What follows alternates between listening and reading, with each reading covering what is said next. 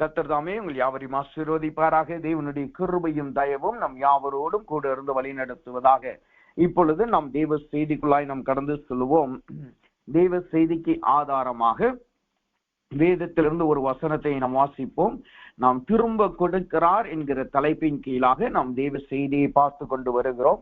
அதற்கு ஆதாரமாக வேதத்திலிருந்து ஒரு வசனத்தை வாசிப்போம்.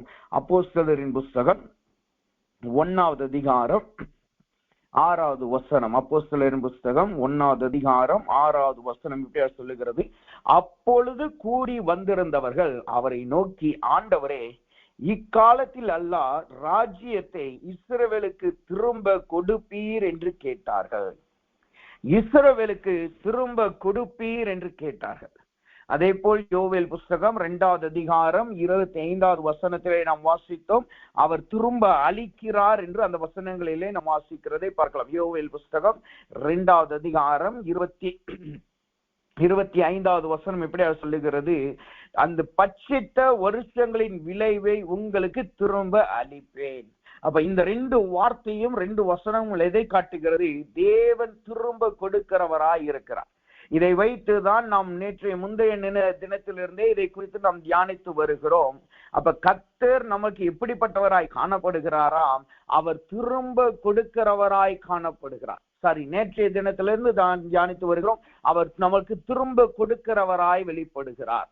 எப்படி நம்மளை சுகமாக்குகிறவராய், நம்மளுக்கு கண்மலையாய், நம்மளை விடுவிக்கிறவராய் காணப்படுகிறாரோ, அதே போல இந்த நாட்களில் கர்த்தர் நம்மளுக்கு எப்படி வெளிப்படுகிறாராம்? அவர் திரும்ப கொடுக்கிறவராய் காணப்படுகிறார். அவர் திரும்ப கொடுக்கிறதற்கான அர்த்தம் என்ன? ரெஸ்டோரேஷன் கூடியதான அந்த விளக்கம் என்ன என்று நாம் பார்த்தோம்.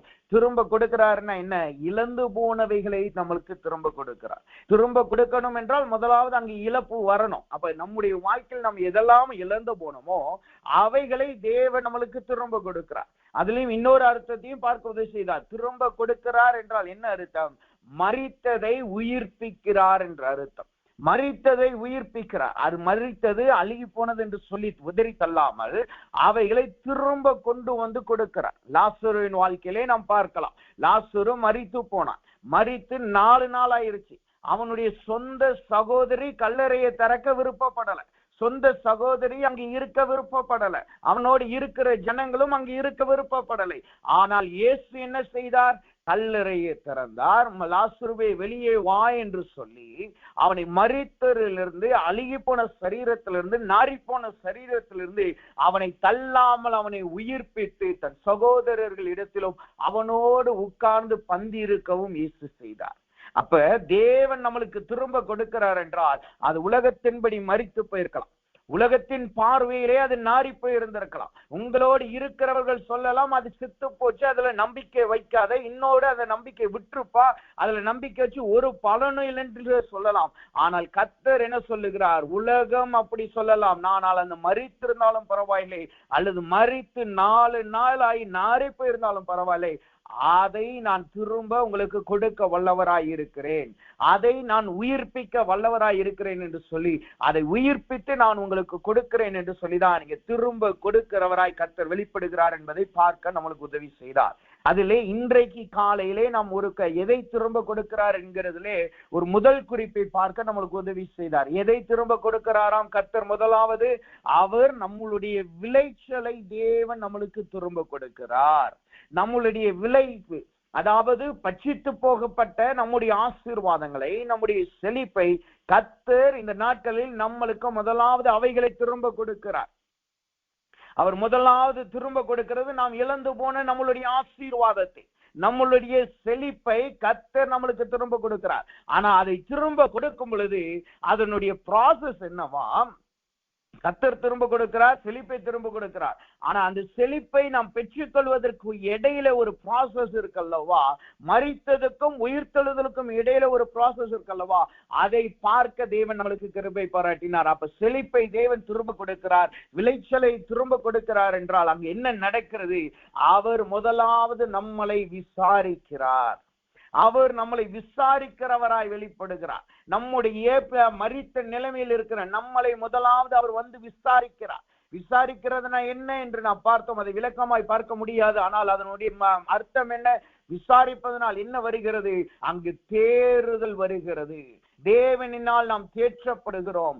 தேவன் நம்மளை அவருடைய கோலினால் விசாரிக்கிறார். அவருடைய அனுக்கிரக கோலினாலும் அவருடைய நிக்கிரக கோலினாலும் நம்மளை அவர் விசாரிக்கிறவராய் காணப்படுகிறார் என்பதை காலையிலே பார்க்க தேவன் நம்மளுக்கு கிருபை செய்தார். அந்த அனுக்கிரக கோல் நம்மளோடு இருந்து நம்மளை தேற்றுகிறதாய் காணப்படுகிறது. அவர் வைத்திருக்கிற நிக்கிரக கோல் நம்மளை கெடுத்தவர்களையும் இடுக்கண்ணிலே தள்ளினவர்களையும் அது அழிக்கிறதாயும் நொறுக்குகிறதாயும் இருக்கிறது என்பதை பார்க்க தேவன் உதவி செய்தார். இரண்டாவது, அந்த செழிப்பை நம்மளுக்கு தேவ தருவதற்கு முன்பாக என்ன நடக்குது? இரண்டாவது, அங்கு நீர் பாய்ச்சியை நம்மளுக்கு தருகிறார். முதலாவது விசாரிக்கிறார். இரண்டாவது நம்மளுக்கு நீர்ப்பாய்ச்சியை தருகிறார். நீர்ப்பாய்ச்சல் என்றால் என்ன அர்த்தம் என்று நாம் பார்த்தோம். அது தேவன் நம்முடைய ஆத்துமாவை திருப்தியாக்குகிறதும் நம்முடைய எலும்பை நினமுள்ளதாக்குகிறதும் ஆக்குகிறார். நாம் போய்கொண்டிருக்கிறது வறட்சியா இருக்கலாம், நாம் போய்கொண்டிருக்கிற நம்ம சூழ்ந்து இருக்கிறது வறட்சியா இருக்கலாம். ஆனால் கர்த்தருடைய நீர்ப்பாய்ச்சல் நம்மளுக்குள்ளாய் வருகிறபடியினால் நம்முடைய ஆத்துமா தோய்ந்து போகாது, நம்முடைய எலும்புகள் தோய்ந்து போகாது, அவைகள் திருப்தி அடைந்ததாயும் நினமுள்ளதாயும் ஆக்குவார் என்று கர்த்தர் சொன்னார். அதனால் வருகிற விளைவு என்ன? நாம் தோய்ந்து போக மாட்டோம். நம்மிடத்தில் இருக்கிற நீர்ப்பாய்ச்சி நம்மளை நீரூற்றாய் மாற்றுகிறது. அந்த நீரூற்றாய் மாற்றுகிறதுனால் என்னவாகுமா? நாம் வறண்டவர்கள் என்று சொல்லி நம்மளை விட்டு ஓடி போனார்கள் அல்லவா? நம் வறண்டவர்கள் நாம் எல்லாவற்றையும் இழந்து போனோம் என்று ஓடி போனார்கள் அல்லவா? அவர்களுக்கு நாம் தாகத்தை தீர்க்கிற நீரூற்றாய் கர்த்தர் நம்மளை மாற்றுகிறார். அவர்கள் நம் பக்கம் வந்து, நான் ஓடி போனது தவறுதான், நான் உன்னை விட்டு ஓடி போனதுனால என் வாழ்க்கை இப்படி ஆயிருச்சு என்று சொல்லி உங்களிடத்திலே வந்து அவர்கள் தஞ்சம் புகுவார்கள். அவர்கள் எனக்கு இரகம் பாராட்டி என்று சொல்லி, நீங்கள் வறட்சியா இருந்த காலத்தில் உங்களை விட்டு ஓடி போனார்களே, அவர்கள் இப்ப வந்து எனக்கும் உன்னுடைய தண்ணீரை பகிர்ந்து கொள் என்று சொல்லி உங்களிடத்திலே கேட்கிறவர்களாய் மாற்றும்படி உங்களை தேவனை சாட்சியுள்ளவர்களாய் மாற்றுவார். மூன்றாவதாக செழிப்பு வர்றதுக்கு முன்னாடி அங்க என்ன நடக்குது? அங்கு மூன்றாவதாய் கர்த்தருடைய தேவ நதி அங்கு புறப்பட்டு வருது. அந்த தேவ நதி வர்றதுனாலே நம்முடைய வாழ்க்கையிலே செழிப்பு வருகிறது. அங்கு சொல்லப்பட்ட விசாரிப்பும் நீர்ப்பாய்ச்சலும் எதுல வருகிறது? அது சரீரத்திலே வருகிறது. ஆனா இங்கு சொல்லப்படுகிற செழிப்பு என்ன? செழிப்பு என்னவாம்? அது தேவ நதியினால் வருகிற செழிப்பு. அதுக்குத்தான் விளக்கத்தை நாம் பார்த்தோம். ஏசாயாவின் புஸ்தகத்திலே பார்த்தோம். 33வது அதிகாரம் 15வது வசனத்திலே பார்த்தோம். ஆவியின் ஊற்றுதல் என்று நாம் பார்த்தோம். அப்ப தேவன் நம்மளுடைய சரீரத்தை பலப்படுத்துகிறார். இரண்டாவது, அதிலேயே நம்ம என்ன செய்கிறார்? நம்முடைய ஆவியும் பலப்படுத்துகிறார் என்பதை பார்க்க தேவன் நம்மளுக்கு கிருபை செய்தார். அந்த ஆவியின் பலன் நம்ம வாழ்க்கையில வந்தவுடனே, அந்த தேவன் நதி நம்முடைய வாழ்க்கையில வந்தவுடனே நாம் செழிப்புள்ளவர்களாய் நாம் மாறுகிறோம். நாம் இழந்து போனதை நம்முடைய வாழ்க்கையிலே பச்சை கிளிகளினாலும் பச்சை புழுக்களினாலும் வெட்டுக்கிளிகளினாலும் முசுக்கட்டை பூச்சிகளினாலும் நாம் இழந்த ஆசீர்வாதத்தை கர்த்தர் நமக்கு திரும்ப கொடுக்கிறார். அது எப்படி கொடுக்கிறார்? விசாரித்து நீர்ப்பாய்ச்சி தேவ நதியை நம்முடைய வாழ்க்கையில கொடுத்து அவைகளை திரும்ப கொடுக்கிறார் என்பதை நாம் பார்க்க தேவன் கிருபை பாராட்டினார். அப்ப திரும்ப கொடுக்கிறார் என்பதை நம்மளுடைய விளைச்சலை அவர் திரும்ப கொடுக்கிறார். நாம் இழந்து போன செழிப்பை அவர் திரும்ப கொடுக்கிறார் என்பதை பார்க்க காலையிலே பார்க்க தேவன் கிருபை செய்தார். அதன் தொடர்ச்சியாக தான் இரண்டாவது, தேவன் எதை நம்மளுக்கு திரும்ப கொடுக்கிறாராம்?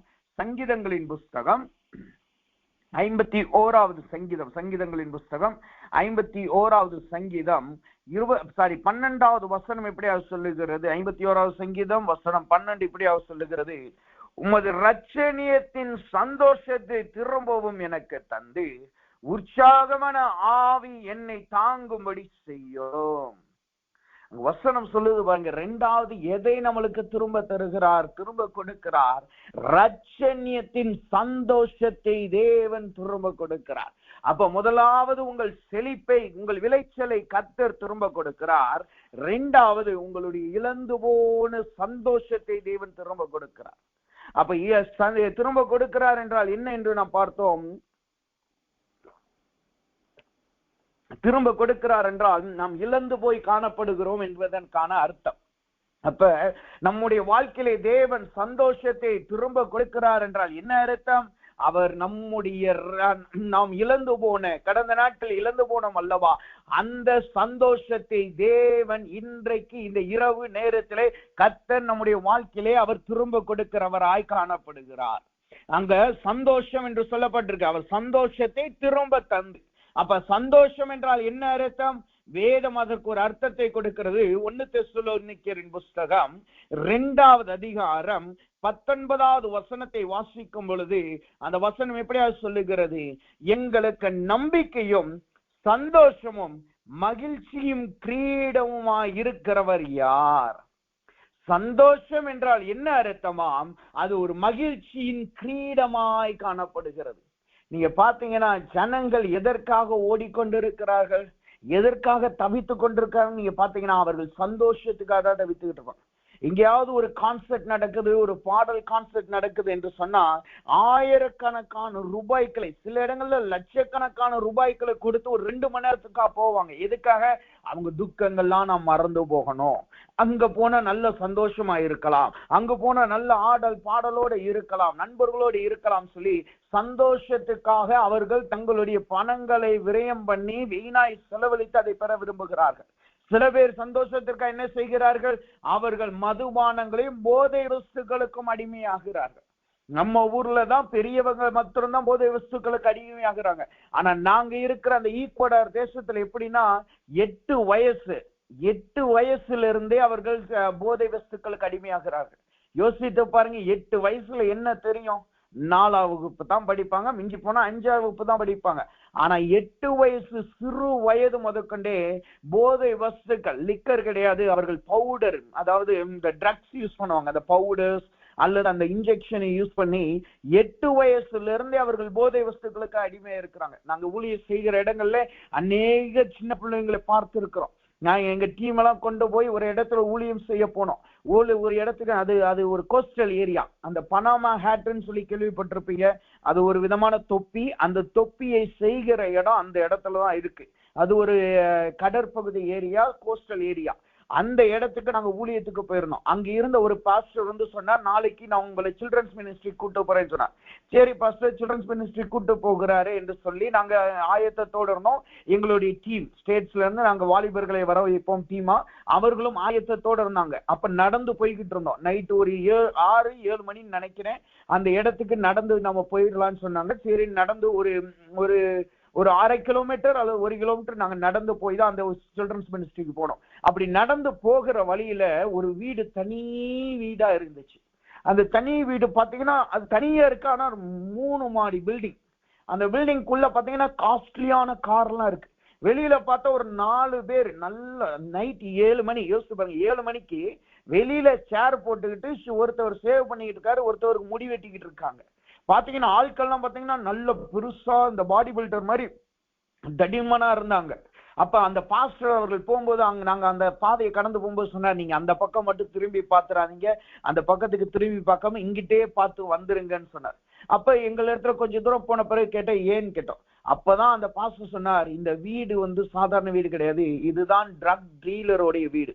அந்த மான்தாங்கிற அந்த முழு டிஸ்ட்ரிக்டுக்கும் அந்த முழு மாநகரத்துக்கும் அங்க இருக்கிற அந்த வீட்டில இருந்து தான் டீலிங் போகுது என்று சொன்னார். அந்த வீட்டுல தான் ஒரு ஸ்டோரேஜை வைத்திருக்கிறார்கள், அங்க இருந்து தான் பவுடர் எல்லாத்துக்கும் போகுதுன்னு சொல்லிட்டு நாங்க போன சிறுவர் அந்த சில்ட்ரன்ஸ் மினிஸ்ட்ரியில சொன்னார், இங்க இருக்கிற பாதி குழந்தைகள் அந்த மதுவுக்கு அடிமையா இருக்கிறார்கள் என்று சொன்னார்கள். அந்த மது பொருட்கள், அந்த கொடுக்கிற போதை பொருட்களுக்கு அந்த பவுடரை இவங்க போய் தான் வாங்கிட்டு வந்து இந்த சின்ன பிள்ளைங்க அவங்க அப்பாவுகளுக்கும் அவங்க குடும்பத்துக்கும் கொடுத்துட்டு இவங்களும் அதை பயன்படுத்துகிறார்கள். அப்ப யோசித்து பாருங்க, எவ்வளவு துரதிருஷ்டமான விஷயம், எவ்வளவு கஷ்டம், மனதை வேதனைக்குள்ளாக்குகிற விஷயமா இருக்கு பாருங்க. இதெல்லாம் எதற்கு நடக்குது? அவங்க வாழ்க்கையில ஏதாவது ஒரு சந்தோஷம் வரணும், அவங்க அதை அனுபவிக்கும் போது கொஞ்ச நேரம் சந்தோஷம் கிடைக்கும் என்று சொல்லி அதற்காக அவர்கள் ஓடுகிறவர்களாய் காணப்படுகிறார்கள். அப்ப சந்தோஷம் என்பது வேதம் என்ன சொல்லுகிறது? அது ஒரு மகிழ்ச்சியின் கிரீடம் என்று சொல்லுகிறார். சந்தோஷம் என்பது சாதாரண விஷயம் கிடையாது, அது ஒரு கிரீடம். ஆனா சத்ருவானவன் என்ன செய்கிறான்? அது கிரீடம்லாம் கிடையாதுப்பா, அது கொஞ்ச நேரம் மகிழ்ச்சி என்று சொல்லுகிறான். கிரீடத்துக்கும் கொஞ்ச நேரம் மகிழ்ச்சிக்கும் வித்தியாசம் இருக்கிறது. கிரீடம் என்பது என்ன? ஒருவன் முடிசூட்டப்பட்டு அவனுக்கு கிரீடம் கொடுக்கப்பட்டால் அந்த கிரீடம் அவன் தலையிலிருந்து இறங்குகிற வரைக்கும் அவன் அதிகாரம் பெற்றவனாய் இருக்கிறான். அப்ப தேவன் நம்மளுக்கு சந்தோஷம் என்னும் மகிழ்ச்சியின் கிரீடத்தை கொடுத்துட்டா அந்த மகிழ்ச்சியை சந்தோஷத்தை அனுபவிப்பதற்கு நம்மளுக்கு அதிகாரத்தை கொடுத்திருக்கிறார். அதற்கு விரோதமாய் எந்த சத்துரு எழும்பினாலும், சந்தோஷத்தை குலைத்து போடும்படி எந்த போராட்டம் வந்தாலும் அவைகளை மேற்கொள்ளவும் நிர்மூலமாக்கவும் நம்மளுக்கு அதிகாரத்தை கொடுத்திருக்கிறார். யோசித்து பாருங்க, ஒரு மனுஷன் இருக்கிறான், அவனை சாதாரணமா இருக்கிறான், அவன் ஒரு படையில இருக்கிறான், சாதாரண போர் வீரன். திடீர்னு அவன் தலையில கிரீடத்தை வைத்து விட்டார்கள். கிரீடத்தை வச்சு அவனை அனாய்ட் பண்ணிட்டாங்க. அப்ப என்ன நடக்கும்? அவன் சாதாரண ஒரு போர் வீரனா இருந்தாலும் அவன் தலையின் மேல் கிரீடம் வைக்கப்பட்டபடினால் அவனோடு இருக்கிற போர் வீரர்களுக்கு இவன் அதிகாரியாய் மாறுகிறான். எந்த போராட்டம் வந்தாலும் இவன் அவைகளை மேற்கொள்ள அதிகாரம் பெற்றவனாய் இருக்கிறான். அதுக்கு முன்னாடி இவன் மற்றவர்கள் கீழ்ப்படிந்த அதிகாரத்தை மேற்கொண்டான். ஆனால் இப்பொழுது அவனால் சொந்த முடிவெடுத்த அதிகாரத்தினால் அவைகளை மேற்கொள்ள முடியும். அப்ப யோசித்து பாருங்க, நம்ம வாழ்க்கையில் இருக்கிற நாம் பெற்றுக்கொண்ட சந்தோஷத்தை வைத்து நமக்கு எதிராய் வருகிற துக்கத்தை நம்ம என்றைக்காவது ஜெயம் கொண்டிருக்கிறோமா? நமக்கு விரோதமாய் வருகிற சந்தோஷத்தை குலைக்கிற நிகழ்வுகளை என்றைக்காவது நாம் ஜெயம் பெற்றிருக்கிறோமான்னு யோசித்து பாருங்க. அது மிகவும் சொற்பமான நிகழ்வுகளே இருக்கும். நம்முடைய வாழ்க்கையில சந்தோஷம் இருக்கும்போது சின்ன பிரச்சனை வந்தோடனே என்ன செய்யறோம்? ஐயோ, இந்த ஒரு பிரச்சனை வந்துருச்சு, என் சந்தோஷம் எல்லாம் போயிருச்சுன்னு சொல்லி நாமளே அந்த கிரீடத்தை கழட்டி கொடுக்கிறவர்களா இருக்கிறோம். அப்ப யோசித்து பாருங்க, எந்த நம்பிக்கையில கர்த்தர் உங்கள் மீது கிரீடத்தை கொடுத்தாரோ அந்த நம்பிக்கையை நாம் இழக்கிறவர்களாய் நாம் மாறுகிறோம். அப்ப இன்றைக்கு நாம் ஒரு காரியத்தை புரிந்து கொள்வோமாக, சந்தோஷம் என்பது உலகத்தின்படி அது ஒரு உணர்வு. ஆனால் தேவனின்படி, வசனத்தின்படி அவர் நம்மளுக்கு கொடுக்கிற ஒரு கிரீடம், அது ஒரு அதிகாரம். அது சாதாரண உணர்வு கிடையாது, அது ஒரு அதிகாரம். சகலத்தையும் ஜெயிக்கத்தக்க அதிகாரத்தை தேவன் நம்மளுக்கு கொடுத்திருக்கிறார். பாடுகள் வந்தாலும் உபத்திரம் வந்தாலும் தேவனை துதித்து அந்த சந்தோஷத்தினால் அந்த பாடுகளையும் போராட்டங்களையும் உபத்திரவங்களையும் நம்மளால் மேற்கொள்ள முடியும். நீங்க அப்போஸ்தலர் நாட்களை இதை நீங்கள் பார்க்கலாம். பவுலும் சீலாவும் சிறைச்சாலையில் இருக்கிறார்கள், அவர்கள் பாடுகளில் இருக்கிறார்கள், விலங்குகளினால் பூட்டப்பட்டு இருக்கிறார்கள், உபத்திரவத்தில் இருக்கிறார்கள், சிறையின் அனுபவத்தில் இருக்கிறார்கள். ஆனா அங்க என்ன நடக்குது? அவர்கள் கர்த்தரை துதித்தார்கள். எப்படி துதித்தார்கள்? ஆண்டவரே, உம்மை நம்பி வந்தேன்ப்பா, என்னை தூக்கி நீங்க சிறையில போட்டுட்டீங்களே, நான் உங்களை நம்பி வந்தேன், உங்களை நம்புறதுக்கு எனக்கு கிடைச்ச பலன் என்ன அப்படின்னு சொல்லி துதிச்சாங்களா? இல்லை, கர்த்தரை துதித்து பாடினார்கள். தேவனை அவர்கள் துதித்தார்கள், அவர்கள் முறுமுறுக்கல. அதனால என்ன நடந்துச்சு? அந்த சிறைச்சாலை அசைந்தது. இங்க வேதத்துல ரெண்டு கூட்டத்தை பார்க்கலாம். ஒன்னு பவுலும் சீலாவும், இன்னொன்னு இஸ்ரவேல் ஜனங்க. இஸ்ரவேல் ஜனங்களுக்கு தேவன் விடுதலையும் சந்தோஷத்தையும் கொடுத்தார். ஆனா சின்ன சின்ன போராட்டம் வரும் பொழுது அதெல்லாம் தூக்கி எரிஞ்சிட்டு, அந்த கிரீடத்தை எரிஞ்சிட்டு கர்த்தருக்கு விரோதமாய் முறுமுறுத்தார்கள். ஆனா பவுலும் சீலாவுக்கு அந்த கிரீடத்தை கொடுத்தார். ஆனால் அவர்கள் அந்த கிரீடத்தை தூக்கி எறியவில்லை. போராட்டம் வரும் பொழுது அந்த கிரீடத்தினால் பெற்றுக்கொண்ட அதிகாரத்தை வைத்து அவர்கள் இருந்த ஸ்தலத்தை அவர்கள் அதிர பண்ணினார்கள். அவர்கள் போராட்டங்களை உடைத்தார்கள். அங்க வேதம் சொல்லுகிறது, சிறைச்சாலை உடைந்தது. அதில் இருந்தவர்கள் எல்லாம் தப்பி போனார்கள். அப்ப அவர்கள் உடைத்தது வெறும் கல்லையும் மண்ணை மாத்திரம் அல்ல, அங்கு இருந்த போராட்டத்தையும் சிறைச்சாலை அனுபவத்தை முடித்தார்கள். இதனால என்ன நடக்கும் தெரியுமா? அங்க மறைமுகமா போட்டிருக்கு, வசனத்தை வெளிப்படையா சொல்லுது, அங்கு சிறைச்சாலையின் அதிபதி ஞானஸ்தானம் பெற்றான், அவன் ரட்சிப்புகள் நடந்தான். அப்ப என்ன அர்த்தம்? மறைமுகமாய் வசனம் எதை சொல்லுகிறது? இந்த சிறைச்சாலை அதிபதி சிறைக்கு வெளியில இருந்து அதிகாரியா இருந்தாலும் அவனுடைய போராட்டம் அவனை சிறைக்குள் வைத்திருந்தது. ஆனால் பவுலுக்கும் சீலாவுக்கும் கொடுக்கப்பட்ட அதிகாரத்தை வைத்து அவர்கள் அங்கு இருந்த அந்த அதிகாரியே விடுதலையாக்கினார்கள், அவன் குடும்பத்தை விடுதலையாக்கினார்கள். அப்ப நம்முடைய வாழ்க்கையிலே தேவன் சந்தோஷத்தை கொடுத்திருந்தார் என்றால் அவன் நம்மளுக்கு கிரீடத்தை கொடுத்திருந்திருக்கிறார். அதனால் நாம் விடுதலையாக்கப்படணும், நம்மளை சுற்றி இருக்கிறவர்களை நாம் விடுதலையாக்கணும், நம்மளை சுற்றி இருக்கிற குடும்பங்களை நாம் விடுதலையாக்கணும். அதற்கு பதிலா நாம் என்ன செய்யறோம்? ஒரு போராட்டம் வந்த உடனே அது 10 பேர்கிட்ட போய் சொல்றோம். அந்த 10 பேர் என்ன செய்யறாங்க? இவர் கிறிஸ்தவர்னு இயேசுவை நம்புனாங்கப்பா, அவங்களுக்கே இப்படி போராட்டம். அவங்க இயேசுவை நம்பி இயேசு சமாதானத்தையும் சந்தோஷத்தையும் கொடுக்கிறான்னு ஓடுனாங்க. இன்னைக்கு பார்த்தா அவங்க துக்கத்தில் இருக்கிறார்கள் என்று சொல்லி அவர்களும் சிறைச்சாலையின் அனுபவத்திலே மாட்டிக்கொள்ளுகிறார்கள். அப்ப வேதம் என்ன சொல்லுகிறது? சந்தோஷம் என்பது என்ன? அது வெறும் உணர்வு மாத்திரம் அல்ல, அது தேவனினால் நம்மளுக்கு கொடுக்கப்படுகிற கிரீடம், அது தேவனினால் நம்மளுக்கு கொடுக்கப்படுகிற அதிகாரம், அது தேவனினால் நம்மளுக்கு கொடுக்கப்படுகிற நம்மளுடைய அடையாளம். அதை நாம் ஒரு நாளும் இழந்து போக கூடாது. ஆனா வேதம் என்ன சொல்லுகிறது? கர்த்தர் அந்த சந்தோஷத்தை உங்களுக்கு திரும்ப தருகிறார். அப்படின்னா என்ன அர்த்தம்? நாம் இந்த நாட்களில் அந்த கிரீடத்தை இழந்து காணப்படுகிறோம். நாம் நமக்கு கர்த்தர் கொடுத்த கிரீடத்தை நாம் போராட்டத்தின் மீது நம்முடைய கண்களை வைத்து நம்ம தலையில் இருந்த கிரீடத்தை நாம் இழந்து போயிட்டோம்.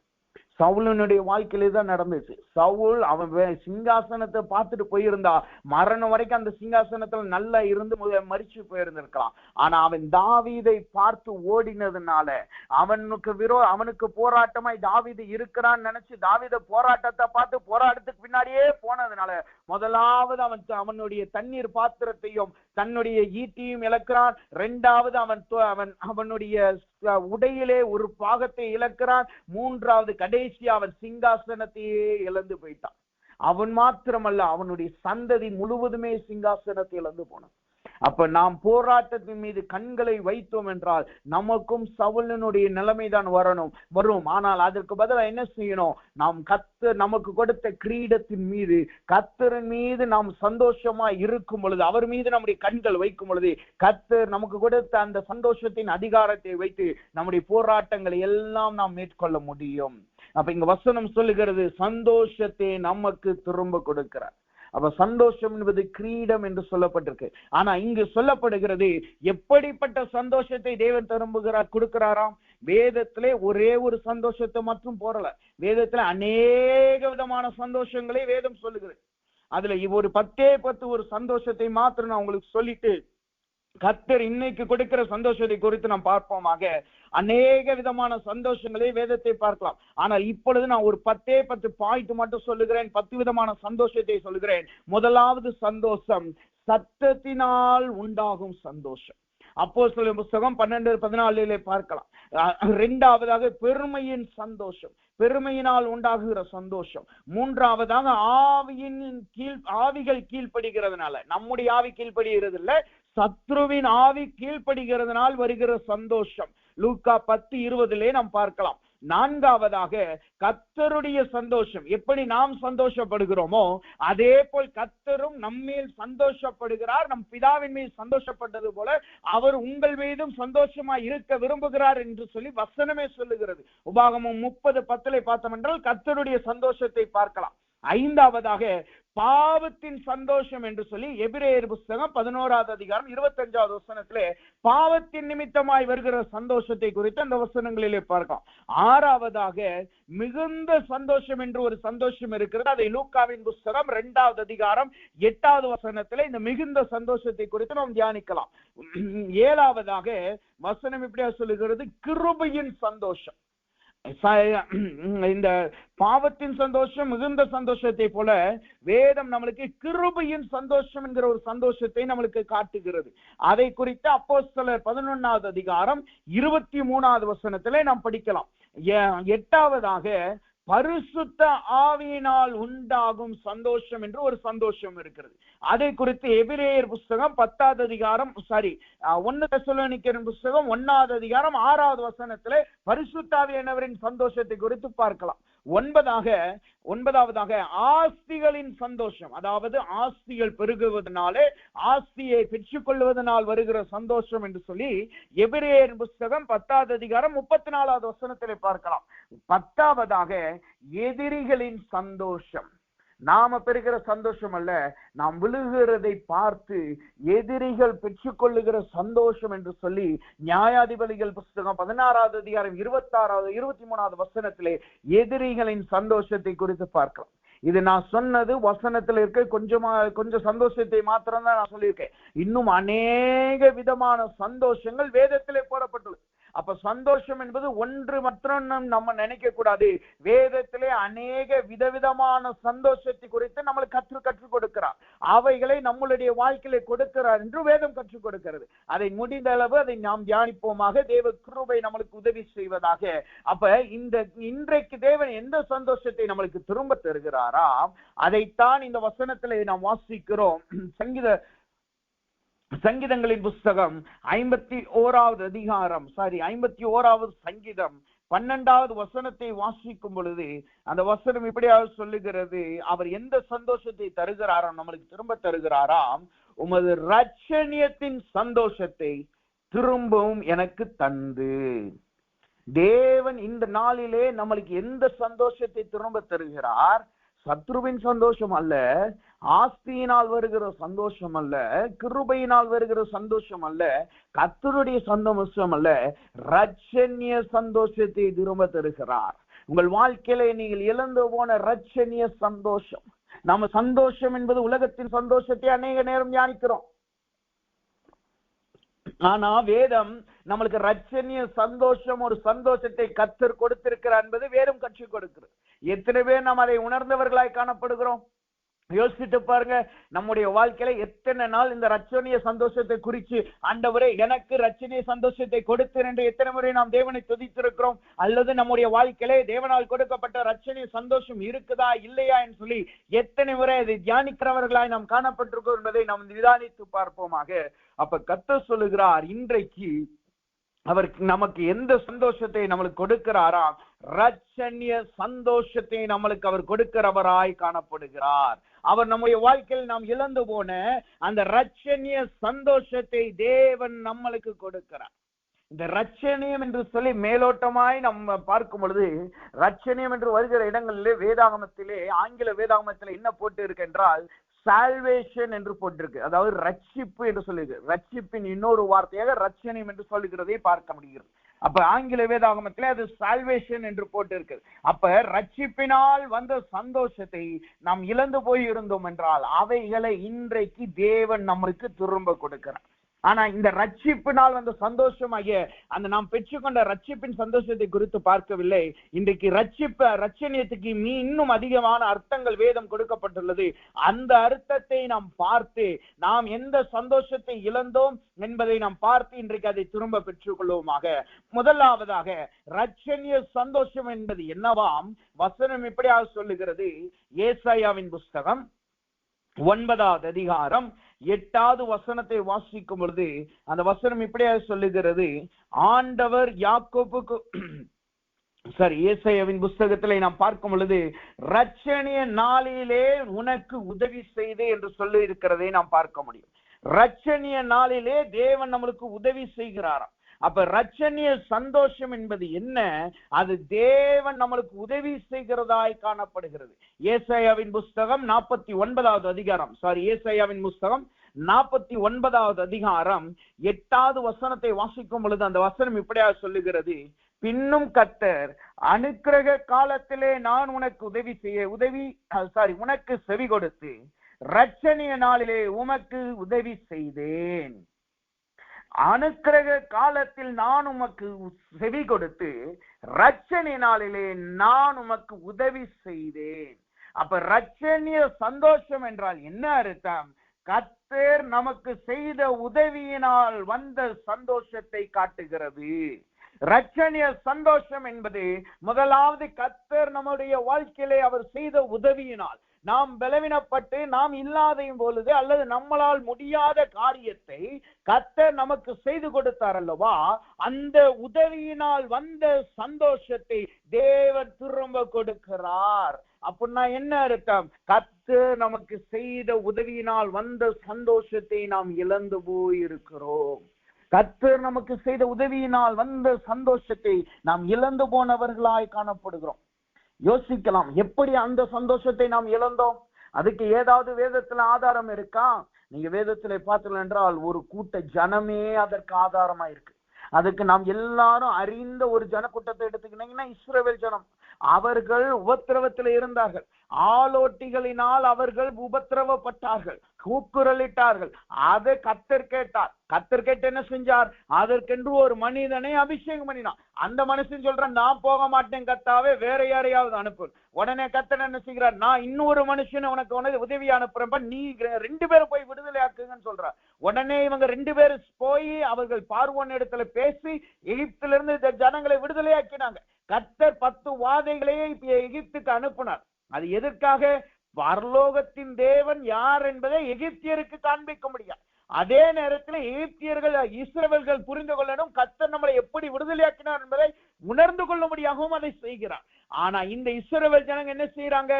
ஒவ்வொரு முறை ஒரு போராட்டம் வரும் பொழுது, ஒவ்வொரு ஒரு சின்ன பிரச்சனை வரும் பொழுது தேவனுக்கு விரோதமாய் முறுமுறுக்கிறார்கள். அவர்களை ஆச்சரியமான வழிகளில் தேவன் நடத்தினார். யார் எந்த மனித குலமும் அனுபவித்திராத சமுத்திரத்தை 2ஆ பிளந்து அதுல நடந்து வரும்படி கர்த்தர் செய்தான். அன்னைக்கு நடந்தது போல இன்னைக்கு ஏதாவது நடந்திருக்கா?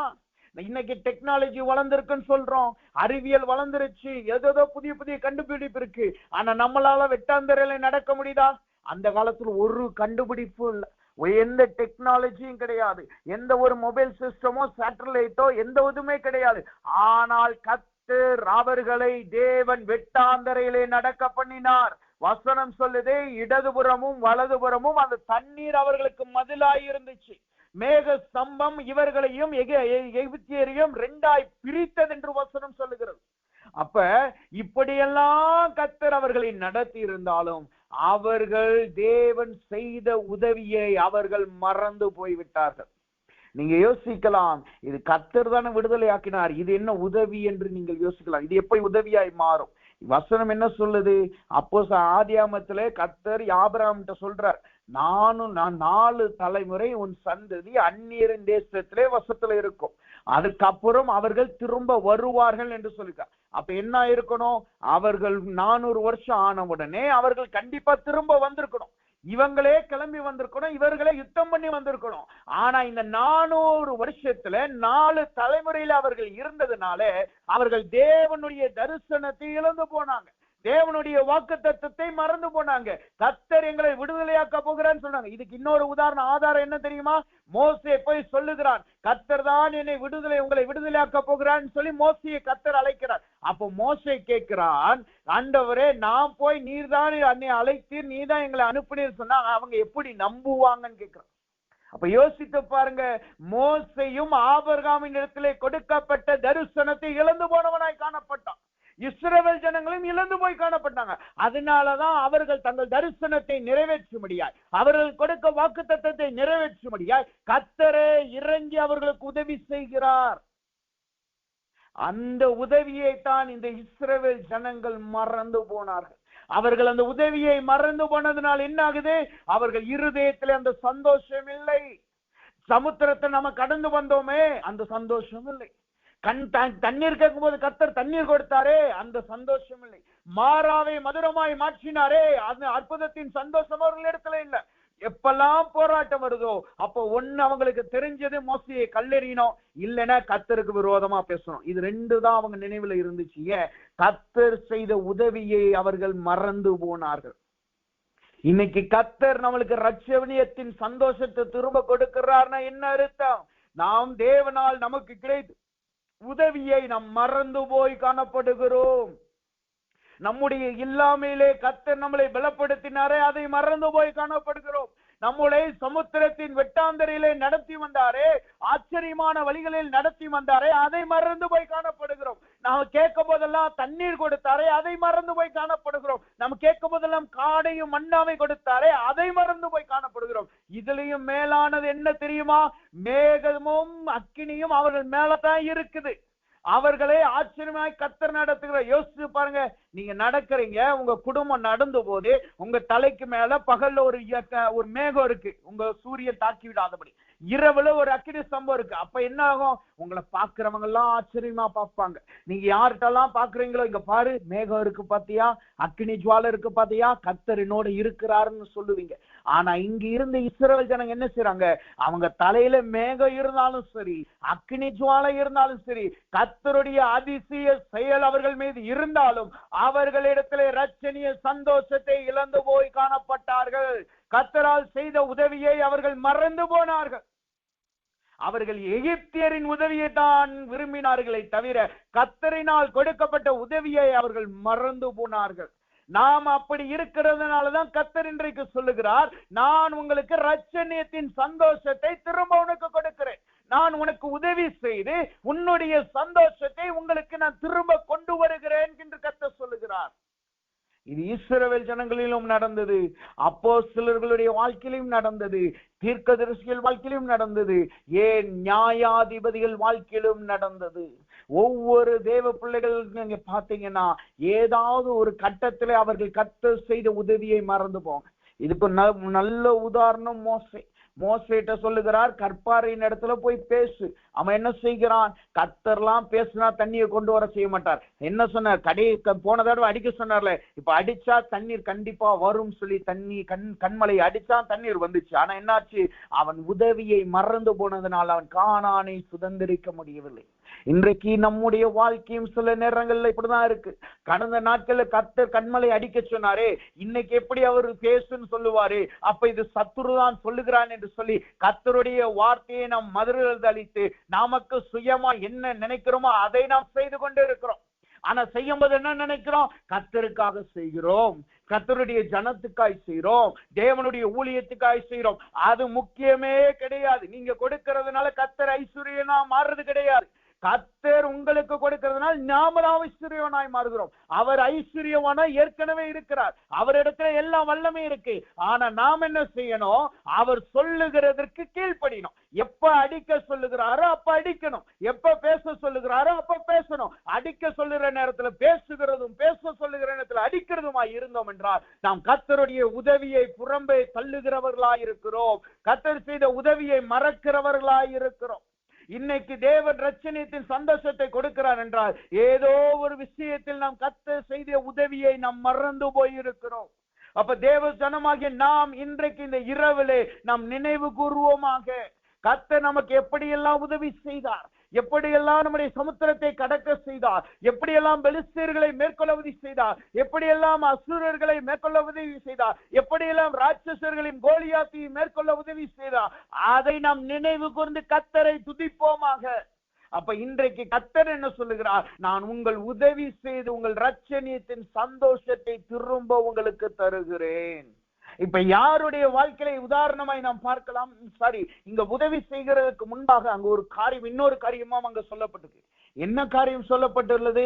அந்த வார்த்தையை சொல்லுகிறது, அனுக்கிரக காலத்திலே நான் உமக்கு செவி கொடுத்து ரட்சணிய நாளிலே உதவி செய்வேன். அப்ப தேவன் ரட்சணியத்தின் சந்தோஷத்தை கொடுக்கிறார்னா அதுக்கு முன்னாடி அங்க ஒரு ப்ராசஸ் வருது. என்ன ப்ராசஸ்? அங்கதான் தேவன் நம்முடைய சத்தத்தை செவி கொடுக்கிறவராய் மாறுகிறார். அதுதான் நம்மளுடைய அனுக்கிரக காலம். நம்ம அநேக தரம் எப்படி செய்யறோம்? ஜெபிக்கிறோம் தெரியுமா? ஆண்டவரே எனக்கு அனுக்கிரகம் செய்யும் என்று ஜெபிக்கிறோம். எனக்கு ரட்சணியத்தை தாரும் என்று ஜெபிக்கிறதுல அனுக்கிரகம் செய்யும் என்று ஜெபிக்கிறோம். அனுக்கிரகம் என்றால் என்ன அர்த்தம்? அது நம்முடைய சத்தத்தை தேவன் கேட்கிறார். அவர் கிரியை இன்னும் ஆரம்பிக்கல. அவர் நம்முடைய கூக்குரலின் சத்தத்தை கேட்டுக்கொண்டு இருக்கிறார். நாம் என்ன சொல்லுகிறோம்? ஆண்டவரே என் சத்தத்தை நீங்க கேட்டா போதும் என்று ஜெபிக்கிறோம். ஆனா அங்க வசனம் சொல்லுகிறது, அனுக்கிரக காலத்தில் நம்முடைய சத்தத்தை கேட்டு என் இரட்சணிய நாளிலே நம்மளுக்கு உதவி செய்கிறார். அது இன்னொரு வசனம் இன்னும் விளக்கமாய் அதை உறுதிப்படுத்துகிறதாய் காணப்படுகிறது. 2 கொரிந்தியரின் புஸ்தகம் 6வது அதிகாரம் 2வது வசனத்தை வாசிக்கும் பொழுது அந்த வசனம் இப்படி சொல்லுகிற 2 கொரிந்தியர் புஸ்தகம் 6வது அதிகாரம் 2வது வசனம், அனுக்கிரக காலத்திலே நான் உனக்கு செவி கொடுத்து இரட்சணிய நாளிலே உமக்கு உதவி செய்தேன் என்று சொல்லி இருக்கிறாரே. இப்பொழுதே அனுக்கிரக காலம், இப்பொழுதே இரட்சணிய நாள். கர்த்தர் இன்றைக்கு உங்களுக்கு சொல்லுகிறார், இந்த இரவு உங்களுக்கு அனுக்கிரகத்தின் நாள், இந்த இரவு உங்களுக்கு ரட்சணியத்தின் நாள். அந்த ரட்சணியத்தோடு கூட, அந்த உதவியோடு கூட கர்த்தர் உங்களுடைய ஜெபத்தை கேட்கிறவரா இன்றைக்கு வந்திருக்கிறார். இந்த இரவுல நீங்க எந்த ஜெப குறிப்போடு வந்திருக்கிறீங்க? நீங்க அந்த உதவியை மறந்து போயிருக்கலாம், நீங்க உங்களுக்கு கொடுக்கப்பட்ட ரட்சணியத்தை மறந்து போயிருக்கலாம். ஆனால் கர்த்தர் சொல்லுகிறார், நீங்க மறந்து போயிருந்தாலும் பரவாயில்லை, நான் இன்றைக்கு இந்த இரவுல உங்களுக்கு அனுக்கிரகம் செய்யும்படியாய் புறப்பட்டு வருகிறேன். நீங்க ஜெபிக்கிற ஜெபத்துக்கு நான் செவி கொடுக்கிறேன். செவி கொடுக்கிறது மாத்திரமல்ல, அதை நான் நிறைவேற்றுகிறாராய் நான் புறப்பட்டு வருகிறேன். அப்ப இந்த இரவிலே தேவன் ரட்சணிய சந்தோஷத்தை கொடுக்கிறார்னா என்ன? நம்முடைய ஜெபத்தை கேட்டு நமக்கு உதவி செய்கிறவராய் புறப்பட்டு வருகிறார். உங்களுடைய புலம்பல் எதுவாயா இருந்தாலும் பரவாயில்லை, உங்கள் குடும்பத்தின் புலம்பலாய் இருந்தாலும் பரவாயில்லை, உங்கள் ஜனத்தின் புலம்பலாய் இருந்தாலும் பரவாயில்லை, உங்கள் தனிப்பட்ட வாழ்க்கையின் புலம்பலாய் இருந்தாலும் பரவாயில்லை, ஏன் உங்கள் ஊழியத்தை குறித்த புலம்பலாய் இருந்தாலும் பரவாயில்லை, கர்த்தர் அவைகளுக்கு இன்றைக்கு செவி கொடுக்கிறார். அதை உங்களுக்கு உதவி செய்கிறவராய் காணப்படுகிறார். அப்ப இங்க வசனம் சொல்லுகிறது, அனுக்கிரகமும் ரட்சணியும் ஒரே நாளில் அங்கு புறப்பட்டு வந்தது. அது உதவியாய் மாறினது. அப்ப யாருடைய வாழ்க்கையில இது நடந்துச்சு? ஏதாவது ஒரு உதாரண வேதத்தில் இருக்கா? அநேக உதாரணம் இருக்கு. ஆனா ஒரே ஒரு உதாரணத்தை நாம் பார்ப்போமாக. அப்போஸ்தலர் நடவடிக்கைகள் 12வது அதிகாரத்திலே நாம் பார்க்கும் பொழுது வசனம் இப்படியாக சொல்லுகிறது. 3வது வசனத்திலையும் பார்த்தோம் என்றால், அங்க இருக்கிற சூழ்நிலையை நான் ஃபர்ஸ்ட் சொல்லிடுறேன். என்ன அந்த அங்க இருக்கிற கான்டெக்ஸ்ட் என்ன? அங்க இருக்கிற ராஜா, அதாவது அங்கிருந்த அந்த ஏரோது ராஜா யூதர்களுக்கு, அதாவது யாக்கோபை கொலை செய்ததை யூதர்கள் சந்தோஷப்பட்டதை பார்த்த உடனே, சரி யூதர்களுக்கும் நம்மளுக்கு நல்ல ஐக்கியம் இல்லையே, அவர்கள் சந்தோஷப்பட்ட நம்மளுக்கு நல்ல ஐக்கியம் வருமேன்னு சொல்லி தன் ஆதாயத்துக்காக அடுத்த அப்போஸ்தலன் ஆகிய பேதுருவை தூக்கி அங்க போடுகிறான், சிறைச்சாலையில போடுகிறான். பேதுருவை தூக்கி சிறைச்சாலையில போட்ட உடனே அவனை கொலை செய்யும்படியாக, அவனை வெற்றி போடும்படியாக பஸ்காவுக்காய் காத்து கொண்டிருக்கிறான். அப்ப பஸ்காவுக்காய் காத்து கொண்டிருக்கும் போது இங்க அப்போஸ்தலன் சிறைச்சாலைக்கு போயிட்டான். சிறைச்சாலைக்கு போன உடனே வெளியில என்ன நடக்குது? சபையார் கூடி ஜெபிக்கிறாங்க. கூடி ஜெபிச்ச உடனே கர்த்தர் அங்கு அவனை விடுதலையாக்கினார். அவன் திரும்ப வீட்டுக்கு வருகிறான். இதுதான் அங்க நடக்கிற விஷயம். இங்க எப்படி ரட்சணை வெளிப்பட்டுச்சு, எப்படி அனுக்கிரக காலம் வந்துச்சுன்னா, 3வது வசனம் சொல்லுது, பேதுருவை அவர் யூதர்களை பிரியப்படுத்தும்படியாக பேதுருவை பிடித்து புளிப்பில்லாத அப்ப பண்டிகை நாளா இருந்தபடினால் அவனை சிறைச்சாலை வைத்தான் என்று வசனம் சொல்லுகிறது. அந்த சிறைச்சாலையில இருக்கிறான். அங்கு சிறைச்சாலையில இருந்த உடனே அங்க என்ன நடக்குது? 5வது வசனம் தெளிவாய் சொல்லுகிறது, அப்படியே பேதுரு சிறைச்சாலையிலே காக்கப்பட்டு இருக்கையில் சபையார் அவனுக்காக தேவனை நோக்கி ஊக்கத்தோடு ஜெபம் பண்ணினார்கள். சபையார் அவனுக்காக தேவனை நோக்கி ஊக்கத்தோடு ஜெபம் பண்ணினார். இங்கு தேவனுடைய காதுகள் கேட்கும்படியா, தேவனுடைய செவிகள் கேட்கும்படியாக இங்கு ஒரு ஜெபம், ஒரு சத்தம் புறப்பட்டு போகிறது. இங்கு கொடுக்கப்பட்ட ரட்சணியம் என்பது, வசனத்தை வாசிக்கும் போது நாம் என்ன நினைப்போம்? கர்த்தர் பேதுருவுக்கு ரட்சணியமாய் இறங்கினார், ரட்சணியமாய் சந்தோஷத்தை கொடுத்தார் நினைக்கிறோம். ஆனா உண்மைக்கே இந்த வசனத்தின்படி இந்த பேசேஜ்ல பார்த்தோம்னா யாருக்கு ரட்சணை கிடைச்சது தெரியுமா? சபையாருக்கு அங்க ரட்சணியத்தின் சந்தோஷத்தை தேவன் கொடுக்கிறார். ஏன் தெரியுமா? அங்கு சபையார் அவர்கள் அவன் பேதுருக்காய் ஊக்கமாய் ஜெபிக்கிறார்கள். ஊக்கமாய் ஜெபித்த உடனே என்ன நடக்குது? அங்க அனுக்கிரகம் காலம் வருகிறது. அப்படின்னா என்ன அர்த்தம்? நாம் ஏற்கனவே பார்த்தோம், கர்த்தர் நமக்கு செவி கொடுக்கிறார். அனுக்கிரக காலத்திலே உனக்கு நான் செவி கொடுத்து, அப்ப இங்க சபை கூட்டத்தார் ஜெபிக்கும் பொழுது கர்த்தர் அவர்களுடைய ஜெபத்திற்கு தேவன் செவி கொடுக்கிறார். செவி கொடுத்த உடனே என்ன நடக்குது? அடுத்த வசனம் இப்படியா சொல்லுகிறது, 7வது வசனம், அப்பொழுது கர்த்தருடைய தூதன் அவன் அருகே வந்து நின்று, அந்த அறையிலே அவன் வந்து நின்று, அறையிலே வெளிச்சம் பிரகாசித்தது. அவன் பேதுருவை விழாவில் தட்டி சீக்கிரமாய் எழுந்திரு என்று அவனை எழுப்பினான். அவனுடைய சங்கிலிகள் கையில் இருந்து விழுந்தன. இங்கு தேவன் அனுக்கிரக காலத்தை போல அனுக்கிரகமாய் இந்த சபையாருக்கு இறங்குகிறார். இறங்கின உடனே என்ன நடக்குது? அங்கு ஒரு உதவி வருகிறது, அங்கு ஒரு ரட்சணியம் வருகிறது. இந்த சபையாருக்கு என்ன உதவி தேவை? பேதுருவை விடுதலையாக்கணும், தன்னுடைய அப்போஸ்தலனை விடுதலையாக்கணும். அப்ப இவர்கள் ஜெபித்த உடனே கர்த்தர் இவர்களுக்கு உதவி செய்யும்படியாய் அவர்கள் சிறைச்சாலைக்கு போகிறார்கள். இந்த வசனத்தின் பகுதியை படிக்கும் பொழுது அநேகர் நாம் என்ன நினைக்கிறோம், கர்த்தர் பேதுருவை விடுதலையாக்க விரும்பினார், அதனாலதான் கர்த்தர் பேதுருவை விடுதலையாக்கினார் என்று நாம் நினைக்கிறோம். ஆனா இங்க என்ன நடந்துச்சு தெரியுமா? கர்த்தர் பேதுருவை விடுதலையாக்க வரல, அங்கு சபையாரின் ஜபத்தை கேட்டு ரட்சணியத்தை கொடுக்க வந்திருக்கிறார். பேதுரு எல்லாத்துக்கும் ஆயத்தமா இருந்தான். நாளைக்கு நான் சாக போறேன்னா கர்த்தருக்காக நான் சாக போறேன். அவன் நல்ல 4 காவல் மத்தியில நல்லா தூங்கிக்கிட்டு இருந்தான். அவன் ரட்சணியத்தை எதிர்பார்த்து காத்திருக்கலை. ஆனா ரட்சணியம் யாருக்கு தேவைப்பட்டுச்சு? சபையாருக்கு தேவைப்பட்டது. உதவி யாருக்கு தேவைப்பட்டுச்சு? சபையாருக்கு தேவைப்பட்டது. அப்ப கர்த்தர் அவர்களுக்கு அனுக்கிரமமாய் இறங்கி இங்க அவர்களுக்கு உதவி செய்கிறார். எப்படி உதவி செய்கிறார்? பேதுவின் அறைக்கு தூதனை அனுப்பி அவன் கையின் விலங்கை கலட்டி அவனை தட்டி எழுப்புகிறார். அவன் பாதரட்சையை போட சொல்லுகிறார். அவனை அப்படியே அந்த சிறைச்சாலையில இருந்து வெளியே கொண்டு வருகிறார். சிறைச்சாலையில வெளியில இருந்து கொண்டு வரும் பொழுது அங்கிருந்த போர்ச்சைகளை அடிச்சு போட்டாங்களா? இல்ல.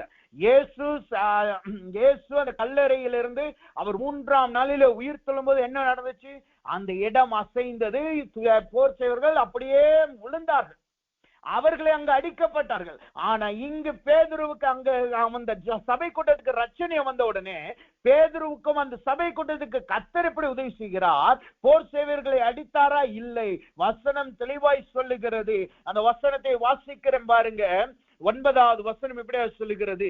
அப்படியே அவன் புறப்பட்டு அவனுக்கு பின் சென்று தூதனால் செய்யப்பட்ட மெய் என்று அறியாமல் தான் ஒரு தரிசனம் காண்கிறதாக நினைத்தான். இங்கு போர் சேவர்களையும் அங்கு தேவன் தொடல, அங்கிருந்த பேதுருவையும் இன்னும் முழுமையான அந்த முழிப்பை கர்த்தர் கொடுக்கல. அதனால என்ன நடக்குது? அது ஒரு தரிசனத்தை போல நடக்குது. இந்த சபையார் ஊக்கமா ஜெபிச்சுக்கிட்டு இருக்காங்க. அங்க என்ன நடக்குதுன்னு சபையாருக்கு தெரியாது. ஆனா தரிசனத்தை போல கர்த்தர் அங்கு அவனை விடுதலை ஆக்குகிறார். நம்ம நினைக்கிறோம் அநேக நேரங்களில் கர்த்தர் ஒரு பராக்கிரமத்தோடு இறங்குவார், நம்முடைய சத்துருக்கள் எல்லாம் அடிச்சு போடுவார், நாமளோ ஒரு ஹீரோவை போல வெளியிலே வருவோம் என்று நினைக்கிறோம். ஆனால் வேதம் என்ன கட்சி கொடுக்கிறது?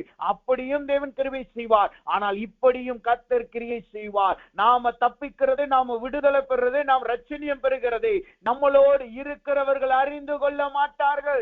அவர்கள் கண்கள் குருடாக்கப்படும்.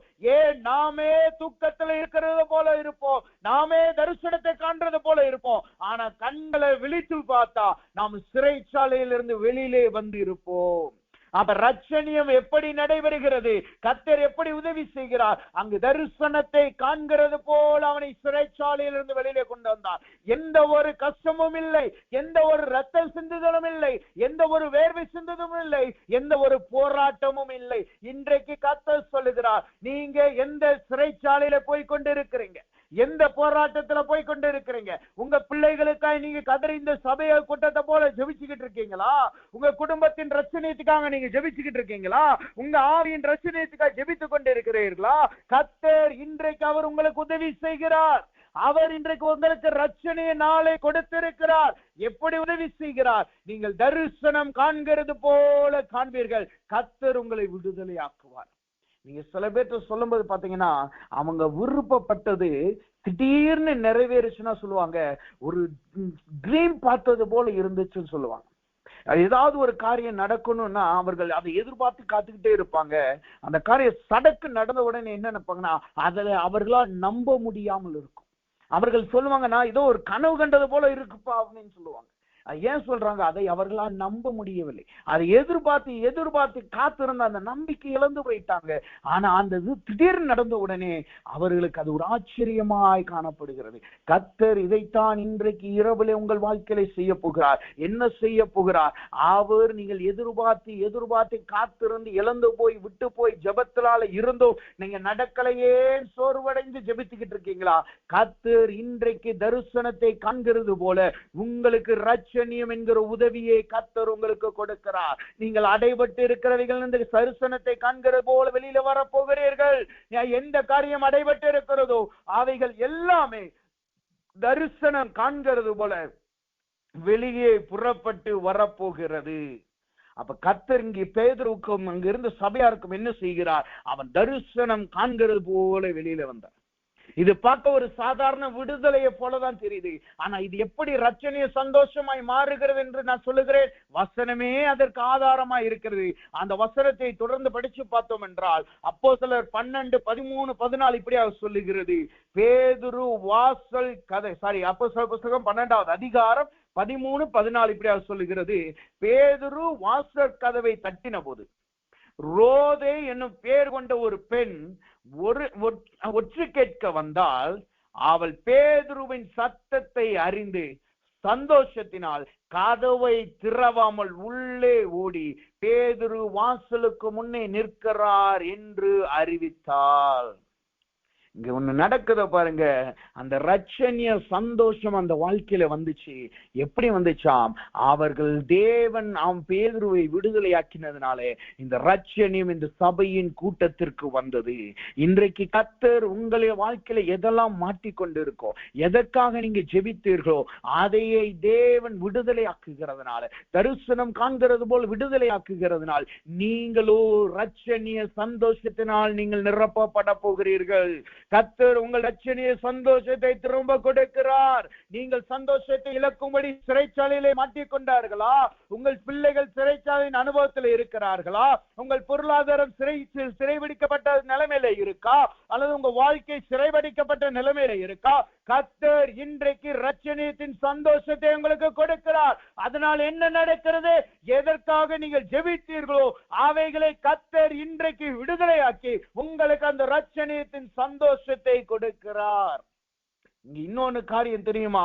வசனம் இப்படியா சொல்லுகிற 15, அவர்கள் நீ பிதற்றுகிறாய் என்றார்களோ அவர்களோ அவர்தான் என்று உறுதியாய் சாதித்தால் அப்பொழுது அவர்கள் அவருடைய தூதனாய் இருக்கலாம் என்றார்கள். இங்க பாருங்க, இந்த சிறு பிள்ளைக்கு ரட்சணிய சந்தோஷம் வந்துருச்சு. அந்த ரட்சணிய சந்தோஷம் பெரியவங்களுக்கும் கர்த்தர் கொடுத்துட்டார். ஆனா அதை உணராமல் இருக்கிறதுனால இந்த சிறு பிள்ளை போய் சொல்லுகிறார், பேதுரு வந்துட்டார், கர்த்தர் விடுதலை ஆக்கிட்டார், பேதுரு வெளியில நிற்கிறார். ஆனா இந்த ஜனங்கள் என்ன சொல்லுகிறாங்க? நீ பிதற்றுகிறாய் என்று சொன்னார்கள். அது அவனுடைய தூதனாய் இருக்கலாம் என்று சொன்னார்கள்.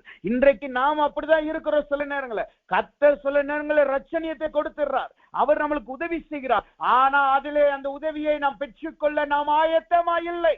அதிலே நாம் பழைய அந்த போராட்டத்திலே நாம் இருக்க விருப்பப்படுகிறோம். நாம் என்ன சொல்லுகிறோம்? நீ பிதற்றுகிறாய் என்று சொல்லுகிறோம்.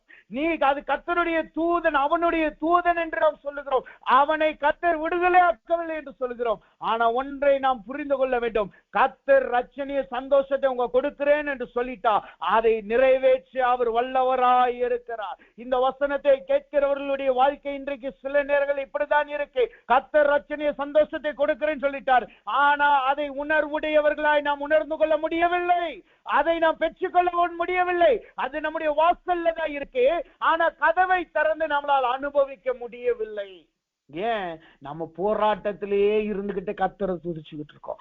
இன்றைக்கு அந்த போராட்டத்தின் சிந்தனையிலிருந்து வெளியில வருவோமாக. எல்லோரும் தேவனிடத்துல சொல்லுவோமாக, ஆண்டவரே நீர் என் ரட்சணியம், நீர் என் ரட்சணிய கொம்பு, நீர் எனக்கு ரட்சணியத்தை சந்தோஷத்தை கொடுத்திருக்கிறேன், சந்தோஷமாய் நான் உம்மை துதிக்கிறேன் என்று துதிப்போமாக. கர்த்தர் உங்களுக்கு அந்த விடுதலையை கொடுப்பாராக. இரண்டாவதாக, முதலாவது நாம் பார்த்தோம் ரட்சணிய சந்தோஷம் என்பது தேவனினால் வருகிற உதவியினால் வருகிற சந்தோஷம் என்று பார்த்தோம். இரண்டாவது ரட்சணிய சந்தோஷம் என்பது என்னவாம்? வசனம் இப்படியா சொல்லுகிறது. எபேசியரின் புஸ்தகம் 6வது அதிகாரம் 17வது வசனம். எபேசியரின் புஸ்தகம் 6வது அதிகாரம் எபிரேயரின் புஸ்தகம் 6வது அதிகாரம் 17வது வசனம். அந்த வசனம் இப்படியா சொல்லுகிறது. இந்த வசனத்தை நான் வாசிக்கிறேன். எபேசியரின் புஸ்தகம், மன்னித்துக் கொள்ளவும், எபேசியரின் புஸ்தகம் 6வது அதிகாரம் 17வது வசனம். அந்த வசனம் இப்படியா சொல்லுகிறது. நாம் யாவரும் அறிந்த வசனம் தான். அந்த வார்த்தை இப்படியா சொல்லுகிறது, ரட்சணியம் என்னும் தலை சீராவையும்.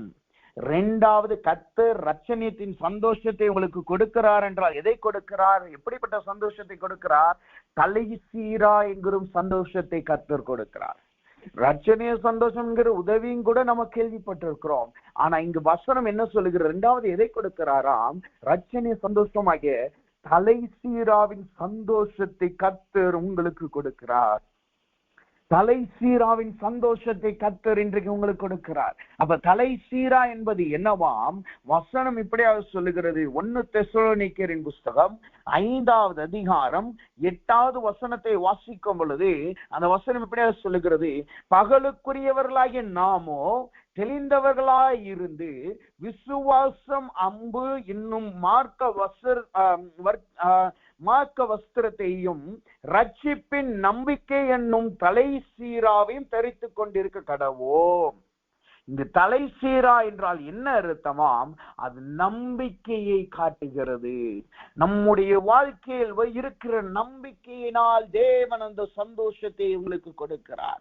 நம்முடைய வாழ்க்கையில் நாம் இழந்து போனோம் அல்லவா, அந்த இழந்து போன நம்பிக்கையை தேவன் இன்றைக்கு உங்களுக்கு திரும்ப கொடுக்கிறார். அந்த நம்பிக்கையினால் வந்த சந்தோஷத்தை இழந்து போனோம் அல்லவா, அந்த நம்பிக்கையின் சந்தோஷத்தை தேவன் இன்றைக்கு உங்களுக்கு அவர் நம்மளுக்கு கொடுக்கிறவராய் காணப்படுகிறார். அவர் நாம் கடந்த நாட்கள் நாம் நம்பி இருப்போம், கர்த்தர் எனக்கு விடுதலை கொடுப்பார், கர்த்தர் எனக்கு இதை செய்ய வல்லவராய் இருக்கிறான்னு சொல்லி அதை நம்பி நாம் சந்தோஷமாய் ஓடிக்கொண்டிருந்திருப்போம். ஆனா திடீர்னு ஒரு கட்டத்துல என்ன நடந்திருக்கும்? யாரோ ஒருத்தவர் பேச்சை கேட்டுட்டு, யாரோ ஒரு போதகர் என்று சொல்லி அவருடைய பேச்சை கேட்டுட்டு, அல்லது நம்ம குடும்பத்தில் இருக்கிறவர்கள் பேச்சை கேட்டுட்டு நாம் கர்த்தர் மீது இருக்கிற நம்பிக்கையை வச்சு எடுத்துட்டு வேற எங்கேயோ நம்முடைய நம்பிக்கை வைத்திருப்போம். வசனமே அதை சொல்லுகிறது. என்ன சொல்லுகிறது? நம்முடைய நம்பிக்கை இன்றைக்கு எப்படி இருக்கிறதா? யோபுவின் புஸ்தகம் 15வது அதிகாரம், யோபுவின் புஸ்தகம் 15வது அதிகாரம் 22வது வசனத்தை வாசிக்கும் பொழுது அந்த வசனம் இப்படியா சொல்கிறது, இருளிலிருந்து திரும்பி வர அவனுக்கு நம்பிக்கை இல்லாமல் பதிவிருக்கிறவர்களின் பட்டயத்துக்கு அவன் பயப்படுகிறான். நாம் எதனால நம்முடைய நம்பிக்கையை இழந்து போன தெரியுமா? நாம் இருளில் இருந்து திரும்பி வர அவனுக்கு நம்பிக்கை இல்லாமல். இங்க வசனம் சொல்லுது பாருங்க, இருளில் இருந்து திரும்பி வர நம்பிக்கை இல்லாமல்.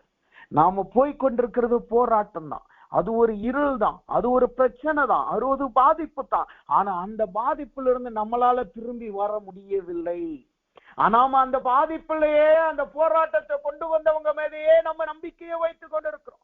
வசனம் தெளிவா சொல்லுது பாருங்க, இருளிலிருந்து திரும்பி வர அவன் நம்பிக்கை இல்லாமல் பதிவிருக்கிறவர்களின் பட்டயத்துக்கு அவன் பயப்படுகிறான்.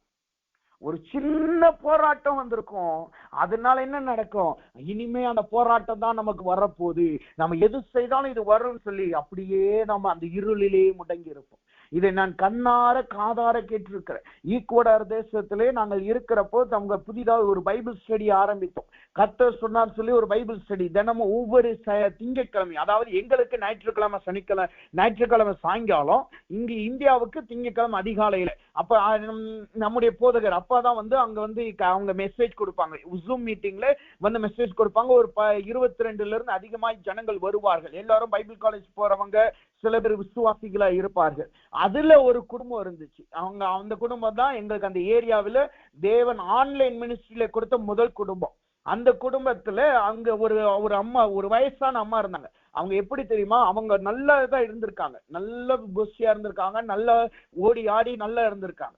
ஆனா திடீர்னு ஒரு ஆட்டோல அவங்க போய்கிட்டு, ஒரு ஆட்டோ மாதிரி ஒரு வண்டியில போய்கிட்டு இருக்கும்போது பின்னாடி இருந்து ஒரு வண்டி இடிச்சிருச்சு. இடிச்சதுனால என்ன நடந்துச்சு? அந்த ஆட்டோவிலேயோ அந்த வண்டியில் இருந்த அந்த அம்மாவுடைய பையன் தவறி விழுந்து அவன் தலையில அடிபட்டு அவன் மரித்து போயிட்டான். இந்த ஆட்டோ அந்த மேல அது வண்டி இடிச்ச உடனே அவன் கீழே விழுந்து தவறி விழுந்து அவன் மரித்து போயிட்டான். இந்த அம்மாவுக்கு அது பின்னாடி இடிச்சதுனால இவங்க மீது அது ரொம்ப மோதி இந்த அம்மாவுக்கும் உடம்புல கொஞ்சம் பாதிப்பு ஏற்பட்டது. பின்பகுதியில அந்த முதுகு தண்டு பகுதியில கொஞ்சம் பாதிப்பு வந்துருச்சு. மகளுக்கும் கொஞ்சம் பாதிப்பு வந்துருச்சு. இப்ப என்ன ஆச்சு? மகன் இறந்து போயிட்டான். இவங்க முதுகுலையும் பாதிப்பு வந்துருச்சு. மகன் இறந்து போய் 1 வருஷம் காலம் ஆயிருச்சு. மகனை அடக்கம் பண்ணிட்டாங்க. இவங்களுக்கும் அந்த முதுகு வலி சரியாயிருச்சு. முதுகுல இருந்த எல்லா போராட்டம் சரியாயிடுச்சு. டாக்டர்கிட்ட போற சொல்றாங்க. டாக்டர் சொல்றாங்க, உங்களுக்கு முதுகுல எந்த பிரச்சனையும் இல்லமா, உங்க முதுகுல இருந்த பாதிப்பு சரியாயிருச்சுன்னு சொல்றாங்க. ஆனா இந்த அம்மா எப்படி? அவங்க படுத்த படுக்கையாவே இருந்தாங்க. எங்க பைபிள் ஸ்டடி அட்டென்ட் பண்ணும்போது அவர்கள் படுத்த படுக்கையா தான் அட்டென்ட் பண்ணுவாங்க. அவங்க படுத்த படுக்கையே தான் இருப்பாங்க. அப்ப கொஞ்ச நாள் கழிச்சு நாங்க கொஞ்சம் பேச ஆரம்பித்த பிறகுதான் எங்கள் இடத்துல அவர்கள் மனதை திறந்தார்கள், பேச ஆரம்பித்தார்கள். அவங்க சொன்னாங்க, எங்க வாழ்க்கையில இப்படி ஒரு ஆக்சிடென்ட் வந்துச்சு, என் மகன் அதுல மரிச்சு போயிட்டான், நான் தாய் போறதுக்கு முன்பாகவே மகன் மரிச்சு போனதுனால அதுவே எனக்கு பெரிய துக்கம் ஆயிடுச்சு, அந்த ஆக்சிடென்ட்ல வந்த பாதிப்புனாலதான் நான் படுத்த படுக்கையா இருக்கேன்னு சொன்னாங்க. இதனால என்ன நடந்துச்சு தெரியுமா? அவங்க மகளுக்கு ஒரு நல்ல ஆப்பர்ச்சுனிட்டி வந்துச்சு. அவங்க பிசியோதெரபிஸ்ட், அவங்க மகளுக்கு நல்ல ஒரு ஆப்பர்ச்சுனிட்டி இன்னொரு பட்டணத்துல வந்திருக்கு. அந்த பட்டணத்துல போய் அந்த அவங்களுக்கு சொந்த அவன் சொந்த ஹாஸ்பிட்டல் திறக்க கூட இந்த அம்மா ஒரு தடையா இருந்தாங்க. இதனால என்ன நடந்துச்சு? கணவன் இன்னொரு இடத்துல வேலை பார்த்தார், மனைவி இன்னொரு இடத்துல வேலை பார்த்தாங்க. கணவன் அவங்க மனைவிட்டு இருந்த சந்தோஷத்தை, மனைவிட்டு இருந்த அன்பு கொஞ்சம் கொஞ்சமா குறைய ஆரம்பிச்சு. அங்க லிவிங் டுகெதர்ங்கிற ஒரு பழக்கம் உண்டு. அதனால இங்க நிறைய குடும்பங்கள் அதனால உடைந்து போயிருக்கு. கணவன் மனைவி உடைந்து போயிருக்கிறாங்க. வெவ்வேறு இடங்கள்ல இருந்தா மேக்சிமமான குடும்பம் அது உடைஞ்சு போயிடும். அதே போல இவர்கள் குடும்பமும் உடையிற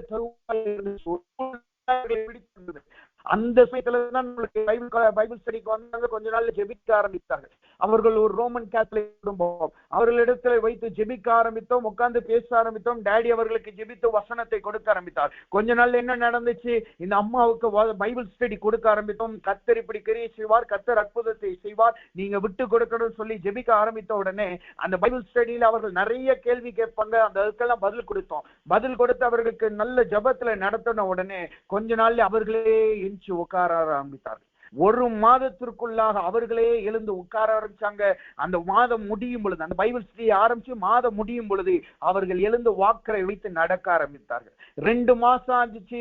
அவர்களே சொன்னாங்க, சொந்த மகள்கிட்ட சொன்னாங்க, நாம இந்த பட்டணத்துல இருந்து போய், உனக்கு வாய்ப்பு இருக்கிற அந்த பட்டணத்துக்கு போய் உன் கணவனோடு சேர்ந்து சொந்த தொழிலை ஆரம்பிப்போம்னு சொன்னாங்க.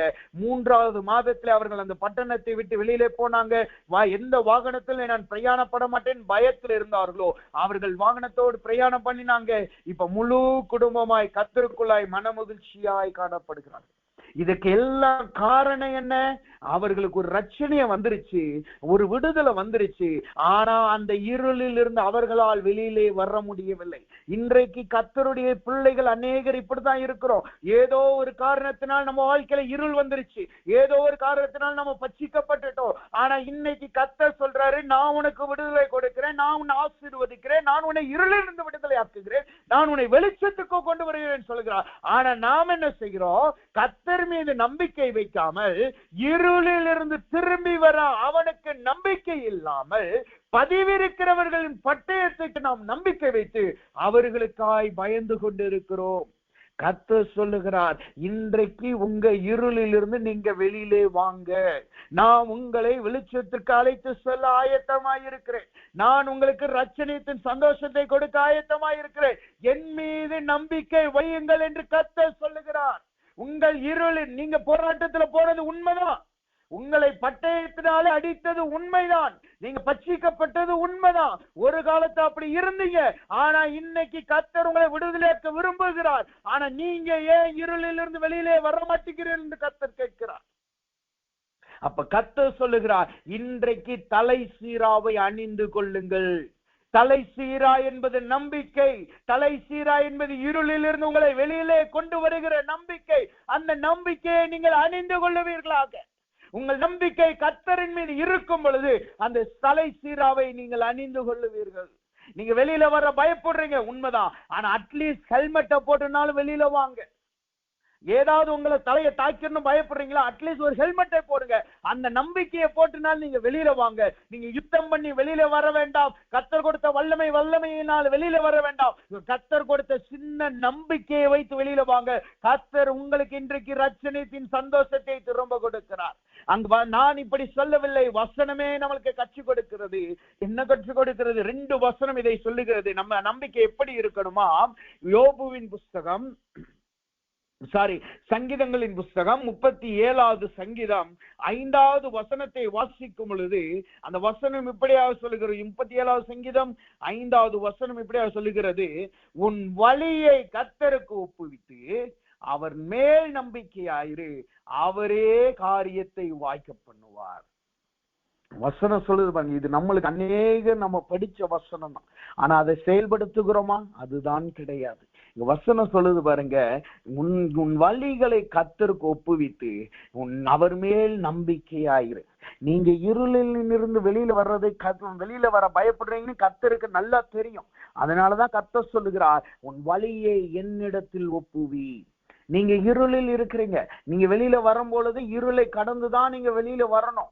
வெளியில வரும்போது கொஞ்சம் சாயங்காலத்தை கடந்துதான் வரணும், பட்டயத்தினால் பட்சிக்கிறவர்களை கடந்துதான் வரணும். ஆனா கர்த்தர் என்ன சொல்லுகிறார், உங்கள் வழியை எனக்கு ஒப்புவியுங்கள், நான் என் மீது நம்பிக்கையாயிருங்கள், நானே உங்கள் காரியங்களை வாய்க்க பண்ணுகிறேன்.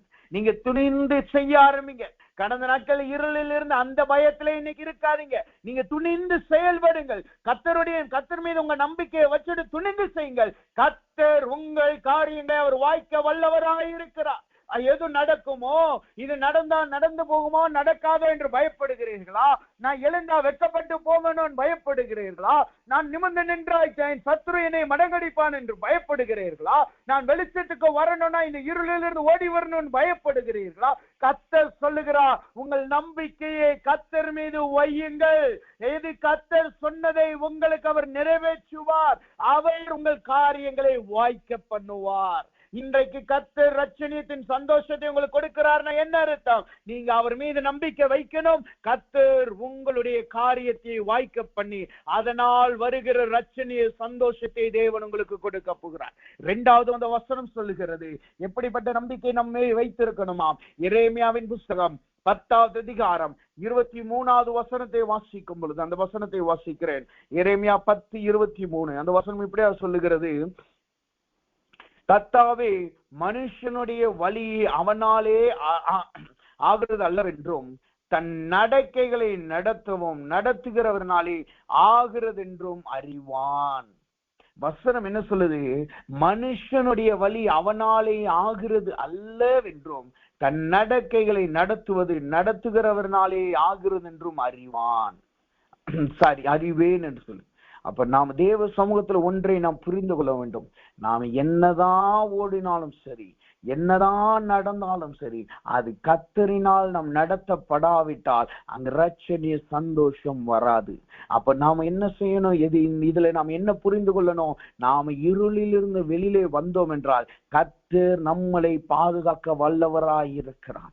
ஏனென்றால் அவர்தான் நம்மளை நடத்துகிறவராய் இருக்கிறார். நீங்க உங்க வாழ்க்கையை நடத்தல. என்றைக்கு நீங்க ரட்சிக்கப்பட்டீங்களோ, என்றைக்கு நீங்க கர்த்தர் கையில ஒப்பு கொடுக்கப்பட்டீங்களோ, அன்றைக்கே கர்த்தர் உங்கள் நடக்கையை அவர் பொறுப்பெடுத்தார். அவர் உங்கள் நடக்கையை நடத்த வல்லவராய் இருக்கிறார். நீங்க யாருக்கு ஜெபித்தாலும் சரி, அவர்கள் உங்கள் பிள்ளையை நடத்த வல்லவராய் இருக்கிறார், உங்கள் கணவனை நடத்த வல்லவராய் இருக்கிறார், உங்கள் சபையை நடத்த வல்லவராய் இருக்கிறார், உங்க ஊழியத்தை நடத்த வல்லவராய் இருக்கிறார். ஏன் உங்களையும் உங்கள் ஆவிக்குரிய ஜீவியத்தையும் அவர் நடத்த வல்லவராய் இருக்கிறார். ஆனா நம்ம என்ன செய்யறோம்? அவர் மீது நம்பிக்கையாய் இருக்கணும். இருளில் இருந்து வெளியிலே வர நாம் ஒப்பு கொடுக்கணும். அவர் மீது நம்பிக்கையாய் இருந்து நம் வழிகளை அவருக்கு நாம் ஒப்பு கொடுக்கும் பொழுது கர்த்தர் நம்மளை நடத்துகிறவராயும் நம் காரியங்களை வாய்க்க செய்கிறவருமாய் இருக்கிறார். இது யாருடைய வாழ்க்கையில நடந்தது? ஒரே ஒரு சின்ன உதாரணத்தை மாத்திரம் நாம் பார்த்து சொல்லுவோமாக. வசனத்திலே வாசிக்கும் பொழுது லூக்காவின் புஸ்தகம் 2வது அதிகாரம் 23வது வசனத்தை வாசிக்கும் பொழுது, லூக்காவின் புஸ்தகம் 2வது அதிகாரம் 32வது வசனம் இப்படியாக சொல்லுகிறது, தேவரே உம்முடைய ரட்சணியத்தை என் கண்கள் கண்டது என்றான். உம்முடைய ரட்சணியத்தை என் கண்கள் கண்டது என்றான். யார் இதை சொல்லுகிறார்? 25வது வசனம் சொல்லுது, சிமியோன் சொல்லுகிறான். யார் இந்த சிமியோன்? அவன் வயது சென்றவனாய் காணப்படுகிறான், அவன் முதிர் வயதுள்ளவனாய் காணப்படுகிறான். ஆனா அவனுடைய வாழ்க்கை எப்படி இருந்துச்சான்? கர்த்தருடைய ரட்சணியத்தை காணும் வரை அவன் காத்திருக்க வேண்டும் என்று வசனம் சொல்லுகிறது. அந்த வசனம் சொல்லுகிறது, 25வது வசனம் சொல்லுகிறது, கர்த்தருடைய நியாயப்பிரமாணத்தில் சொல்லி இருக்கிறபடியே 25வது வசனம், அப்பொழுது சிமியோன் என்னும் பெயர் கொண்ட ஒரு மனுஷன் எருசலேமிலே இருந்தான். அவன் நீதியும் தேவபக்தியும் உள்ளவனாயும் இஸ்ரவேலின் ஆறுதல் வர காத்திருக்கிறவனுமாயும் இருந்தான். அவன் மேல் பரிசுத்த ஆவியானவர் இருந்தார். இங்க பாருங்க, இந்த சிமியோனுடைய வாழ்க்கை எப்படி? அவன் நீதி செய்கிறவனாய் இருந்தான், தேவ பக்தி உள்ளவனாய் இருந்தான், அவன் மீது பரிசுத்த ஆவியானவர் இருந்தால். ஆனால் அவன் வாழ்க்கை எப்படி இருந்துச்சு? அவன் வரவிதற்காய் அவன் காத்து கொண்டிருந்தான். அவன் காத்து கொண்டிருந்தான். அவன் வாழ்க்கையில ரட்சணிய வரணும், எப்ப வரும் என்று அவன் காத்து கொண்டிருந்தான். அடுத்த வசனம் அடுத்து தொடர்ந்து வாசிக்கும் பொழுது அந்த வசனம் இப்படியா சொல்லுகிறது, அவன் காத்து கொண்டு கர்த்தர் சொன்னது. அந்த வசனம் இப்ப 26 வசனம் சொல்லுது, கர்த்தருடைய கிறிஸ்துவை நீ காணும் முன்னே மரணம் அடைய மாட்டாய் என்று பரிசுத்த ஆவியினாலே அவனுக்கு அறிவிக்கப்பட்டிருந்தது. கிறிஸ்து என்பது என்ன? ஏற்கனவே நாம பார்த்திருக்கிறோம். கிறிஸ்து என்பது அபிஷேகம் அல்லது ரட்சிப்பு. அப்ப மேசியா என்பது ரட்சிப்பு. அப்ப தேவனுடைய ரட்சணியம் அவன் வர அவன் காத்திருந்தான். எவ்வளவு நாள் காத்திருக்கிறான்? அநேக நாட்கள். வசனம் சொல்லு பாருங்க, நீ காண்ற வரைக்கும் நீ மரிக்க மாட்டாய் என்று சொல்லுகிறான். அப்படிப்பட்டு காத்திருந்திருக்கிறான். அவன் கர்த்தருக்காய் காத்திருந்து அவன் வழிகளை கர்த்தருக்காய் ஒப்புவித்ததுனால என்ன நடக்குது? வசனம் சொல்லுகிறது. அதைத்தான் நாம் வாசித்தோம். 32வது வசனம் இப்படி சொல்லுகிறது, உம்முடைய இரட்சணியத்தை என் கண்கள் கண்டது என்றான். உம்முடைய இரட்சணியத்தை என் கண்கள் கண்டது என்றான்.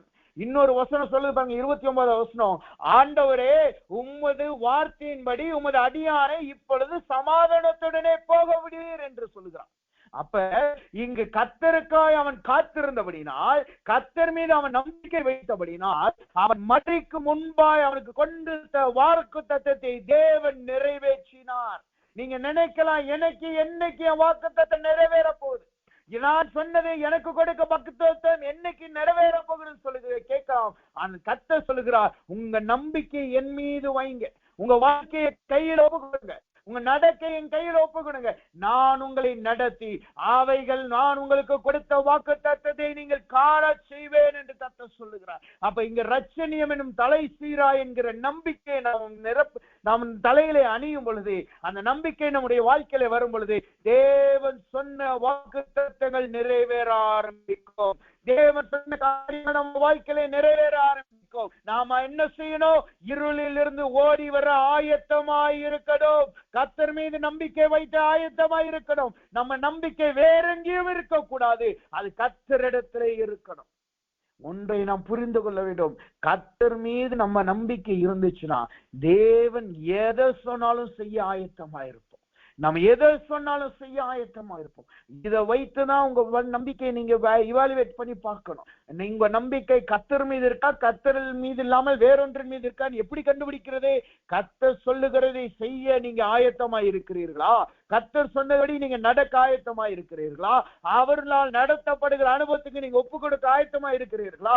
அவரால் நீங்கள் நடத்தப்படுவீர்களா என்பதை பார்த்து அதன் மூலமாய் நீங்கள் அறிந்து கொள்ளலாம். அப்ப தேவன் சொல்லுகிறார், இன்னைக்கு ரட்சணியத்தின் சந்தோஷத்தை கொடுக்கிறது. எப்படி? தலை சீராவை உங்களுக்கு கொடுத்து, உங்கள் நம்பிக்கையை திரும்ப கொடுத்து, நீங்கள் உங்களை இருளிலிருந்து வெளியிலே கொண்டு வந்து உங்கள் காரியங்களை வாய்க்க பண்ணி, சிமியோனுக்கு வாய்க்க பண்ணினது போல உங்கள் வாழ்க்கையிலும் வாய்க்க பண்ணி உங்களை தேவன் நடத்த போகிறார். அவர் உங்களை இருளிலிருந்து வெளியிலே ஓடி வர செய்ய போகிறார். உங்கள் நம்பிக்கை கர்த்தர் மீது கொண்டு வர கர்த்தர் ஆயத்தமா இருக்கிறார். இப்பொழுது எல்லாரும் கண்களை மூடுவோமாக. 2 காரியத்தை பார்த்தோம். ரட்சணிய சந்தோஷம் என்று 2 காரியத்தை பார்த்தோம். முதலாவது, கர்த்தர் நம்மளுக்கு உதவி செய்கிறார். 2வது, கர்த்தர் நம்மளுக்கு தலை சீராவை கொடுக்கிறார். முதலாவது, கர்த்தர் நம்மளை விடுதலை ஆக்குகிறார். 2வது, நம்மளை பாதுகாக்கும்படி நம்முடைய நம்பிக்கையை கொடுக்கிறார். எல்லாரும் கண்களை மூடுவோமா? இப்பொழுது ஒப்பு கொடுத்து செபிக்க போகிறோம். ஆண்டவரே, எனக்கு நீங்க உதவி செய்யுங்க என்று கேளுங்க. எனக்கு நீங்க உதவி செய்யுங்க, என்னுடைய வாழ்க்கையில நீர் உதவி செய்யும் ஆண்டவர் என்று கேளுங்க. இப்பொழுது நீங்க சபையாரை போல ஊக்கமாய் செபிங்க. கர்த்தர் இன்றைக்கு உங்களுக்கு ரட்சணியத்தை கொடுக்கிறார். இன்றைக்கு உங்களுடைய ரட்சணிய நாள், கர்த்தர் அனுக்கிரகம் செய்யும் நாள், கர்த்தர் ரட்சணியம் செய்யும் நாள். இப்பொழுது எல்லாரும் கண்களை மூடுவோமா? நாம் செபிப்போம். அன்பின் பரலோக பிதாவை துதிக்கிறோம், ஸ்தோத்திரிக்கிறோம். இதனால் தேவனுடைய கிருபையும் தயவும் எங்களோடு கொண்டு நன்றி செலுத்துகிறோம். ஆண்டவரே, இம்மட்டும் உடைய சமூகத்திலே நாங்கள் காத்திருக்க உடைய வார்த்தையை பெற்றுக்கொள்ள தேவன் உதவி செய்திரே, உமக்கு நன்றி செலுத்துகிறோம். எங்கள் ரட்சணியத்தை திரும்ப தருகிறேன் என்று சொன்னீரே, எங்கள் ரட்சணியத்தின் சந்தோஷத்தை திரும்ப தருகாய் ஸ்தோத்திரம் கர்த்தாவே.